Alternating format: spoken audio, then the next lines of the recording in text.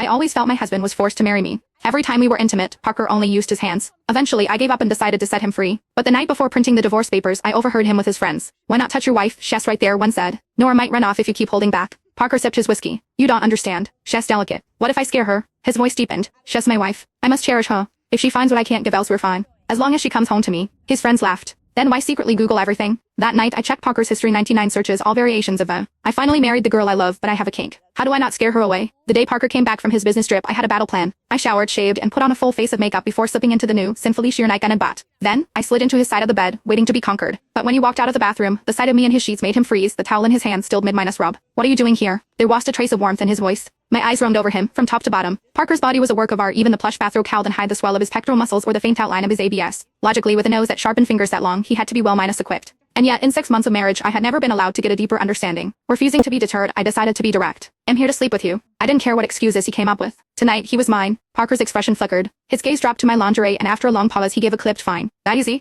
I was in disbelief. As he approached the bed, I felt a wave of uncertainty. The only light came from the small, mood-minus setting lamp on the nightstand. He lay down beside me, a wave of cool air and the clean scent of soap washing over me. My heart hammered against my ribs as I boldly wrapped my arms around his waist. Parker's entire body went rigid. A beat later, his head turned, his eyes finding mine in the dim light. His voice was a low rasp. Do you want me to help you? Before I could answer, he pulled away, his movement swift as he opened the nightstand drawer. The little spark of excitement inside me was instantly doused by the practiced ease of his actions. I didn't even need to ask. I knew what was coming next. He was going to fulfill his husband-like duties, just not with himself. A white minus hot spike of anger shot through me. It was always like this. His own body was under lock and key, untouchable even when he was clearly aroused. When he pulled out the finger cots, my face darkened. I snatched them from his hand and threw them at his chest. Help me with what? You're so damn vanilla. What new tricks could you possibly have? My voice was sharp, brittle with frustration. The lamplight was too faint for me to see his expression clearly, but I could feel his dark eyes fixed on me, the intensity of his gaze like a physical touch. It was hot and maybe, just maybe laced with confusion. All the pit minus up disappointment surged to the surface. Parker, if you can't get it up, just say so. It's not like you're the only man on the planet. I can find someone else anytime. You were married, for God's sake. Why did every encounter have to feel like he was doing me a reluctant favor? That's not what I meant, he said, his voice strained. But still, he made no move, not even to cut my face for a kiss. Anything would have been better than this cold distance. This was the third time. The third time it laid myself bare, only to be rejected. The disappointment was a crushing weight. I grabbed the robe I just discarded and stood up. Then I stormed out, slamming the door with a thunderous crack that echoed the shattering of my patience. I ended up at my best friend Cassie's apartment. My phone buzzed relentlessly on the coffee table. Not gonna get that, Cassie asked, tilting her head. I threw back a shot of tequila, the burn in my throat a welcome distraction. With a sigh, I switched my phone off completely. What kind of trashy cigarettes did you buy? I grumbled, my voice already raspy. One puff and my throat's wrecked. Cassie just laughed, playfully tapping the colorful pack in her hand. They look pretty, don't they? She held it up for me to see, and with a few casual questions, she had the whole story out of me. Not that I was trying to hide it. There was one question that had been eating me alive. Cassie, why won't Parker touch me? Maybe he's not into women.